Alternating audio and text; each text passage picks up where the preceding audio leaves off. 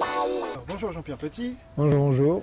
Donc nous revoilà pour une deuxième série d'entretiens et on va la commencer par le commencement, c'est-à-dire un chèque.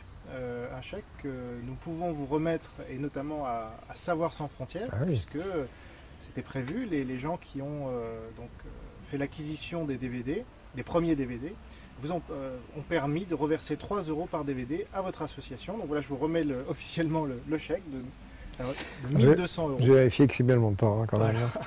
Voilà, Savoir sans frontières, c'est parfait. Voilà. Non, parce que l'argent est pour Savoir sans frontières. Alors qu'est-ce que vous allez en faire?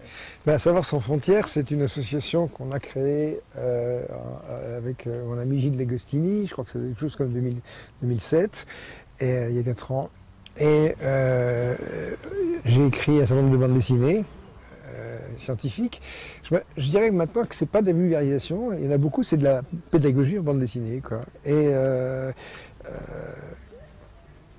on a demandé aux lecteurs, à mes lecteurs, si vous pouvez nous envoyer de l'argent pour payer ces traductions. Et on a choisi un montant qui n'était pas trop mal ciblé, c'était 150 € pour la traduction. 150 € pour la traduction si les gens se chargeaient de toute la mise en page graphique, ou alors 100 pour la traduction texte, et puis il y a d'autres qui font la mise en page graphique. Alors c'est amusant parce que quelquefois il y a, je sais pas, quelqu'un qui est situé au 500 Diables, par exemple, je sais pas, en Israël, qui fait le texte en hébreu, et c'est mis en page par un Colombien. Qui se trouve à la bout de la terre. Donc c'est un circuit assez amusant. Il y a une centaine de traducteurs qui travaillent là-dedans. On a quelque chose comme 34 ou 35 langues. Et donc on en est à 350 traductions, plus celles qui ici déjà, il y a plus de 400 albums. Donc si on devait les imprimer et les mettre dans le jardin, ce serait assez intéressant. Donc là, les sous que vous voulez nous donner, ça va payer des traducteurs. Alors c'est comme une espèce de, pas de compte-gouttes, mais la semaine dernière, j'ai mis en ligne une traduction en turc du Trou Noir. Il y avait une traduction en suédois, c'est parfait. Hein. Et puis avant-hier, il y a une langue supplémentaire qui est venue s'ajouter, donc on va rajouter un petit drapeau sur la page d'accueil, ça me fait toujours plaisir. Et c'est une langue que j'attendais depuis longtemps, c'est le finnois. Alors, le finnois, ça se parle en Finlande. Et on peut se dire, mais qu'est-ce que le finnois de particulier? Pour un linguiste, le finnois, c'est la langue la plus compliquée de la Terre.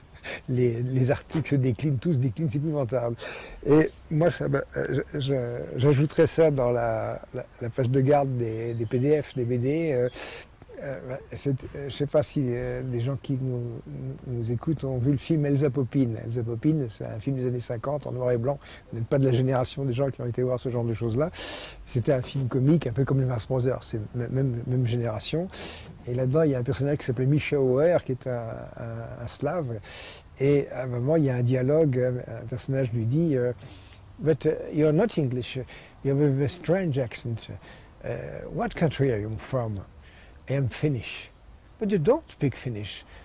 No, Finnish is too difficult. Alors la traduction, c'est vous avez un étrange accent, vous n'êtes pas anglais, non. De quel pays êtes-vous? Je suis de la Finlande. Mais vous ne parlez pas le finlandais. Non, le finlandais est trop compliqué.